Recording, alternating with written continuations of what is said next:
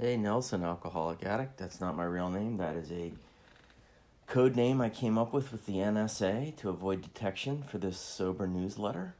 Just kidding. It's a pen name that I use for LOL sober.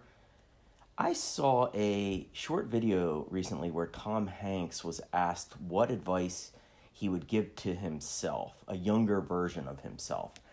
And I was surprised when he said, "This too shall pass." That's what he would say to his younger self. This too shall pass. But then he explained when he would give that advice. And I expected him to say some moment when he was struggling in his personal life, or he lost a loved one, or he hit a low point in his Hollywood career. But that's not what he said. Instead, he talked about how he would tell himself this too shall pass when he was getting Oscar nominations and making millions every time he signed a contract. That he would tell himself this too shall pass at the very best moments of his life, because he said he wanted to live more in gratitude. He wanted to have feel grateful during those fantastic moments in his life.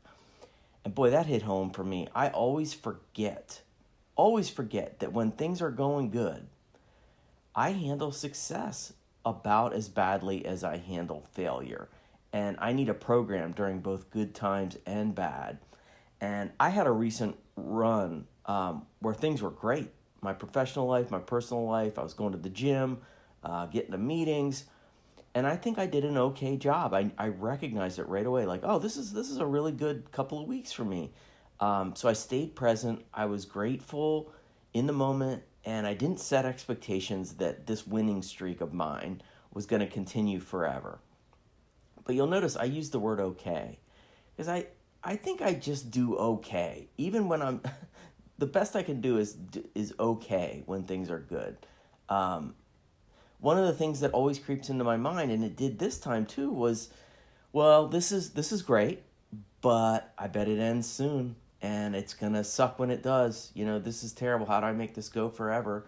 And I don't get it, man. I just don't, because that's never what my brain tells me when the going gets rough. When I'm in the middle of a tough situation, my brain says, holy shit, I'm doomed. This is going to last forever. And what can I do right now, this very second, to make this bad thing stop?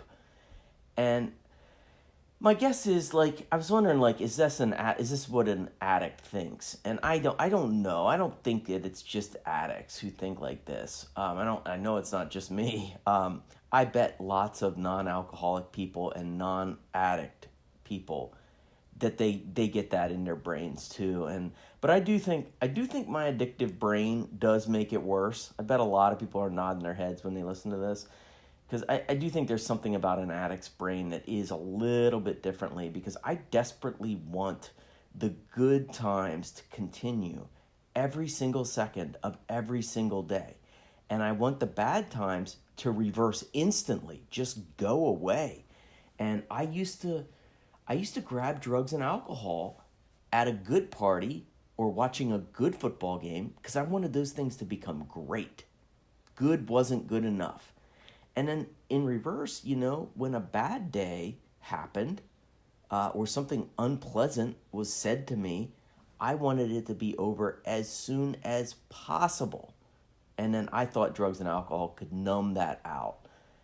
So sure enough, in my life right now, my winning streak ended. I had a tough road trip where I just, it was nothing terrible, but I spent 3 days by myself in airports and hotel rooms and getting delayed and getting, it's just a bad recipe for somebody like me if you're not completely spiritually fit.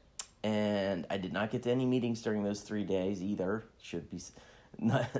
That's never a non-important factor. It's always relevant.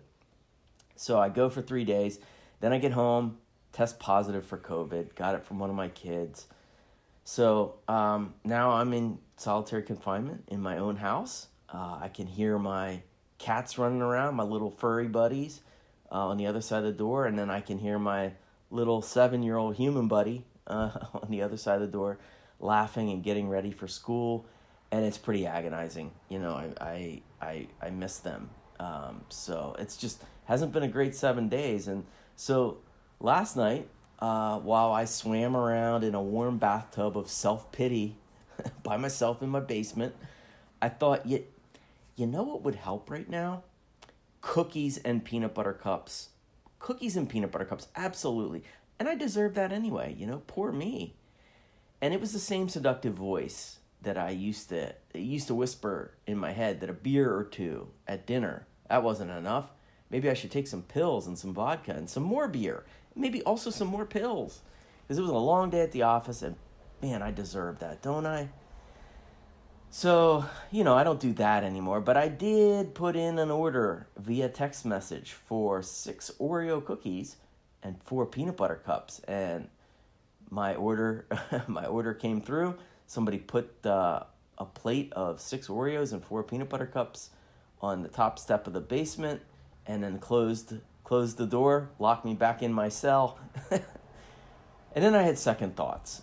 So I called some sober people, got to a virtual meeting. I meditated. I said some prayers to my higher power, and I left that plate untouched at the top of the steps. Shit, who am I kidding here? This is an honest program, right?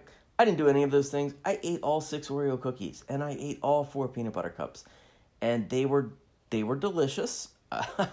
I loved every second of it while I was crushing them. But a half hour later, did they really change anything? No, they did not. Did they make me feel a little gross? Yes, they did. Will I still probably do it again? I don't know. Probably. Probably.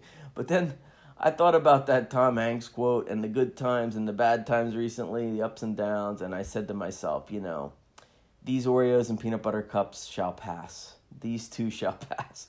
And I went to bed. So I'm going to try to do a little better today. Thanks for letting me share.